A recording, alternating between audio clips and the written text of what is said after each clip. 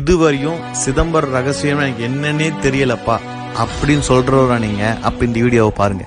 சிதம்பரம் நடராஜர் கோயில்ல ஒரு தனி சிறப்பு இருக்கு. அது என்னன்னா, இந்த இடத்துலதான் சிவபெருமான் 3 உருவத்துல காட்சி கொடுப்பார். 1 நடன கோலத்துல இருக்க நடராஜர் உருவம், 2 சிவலிங்கமாகவும், 3வது தான் சிதம்பர ரகசியம்.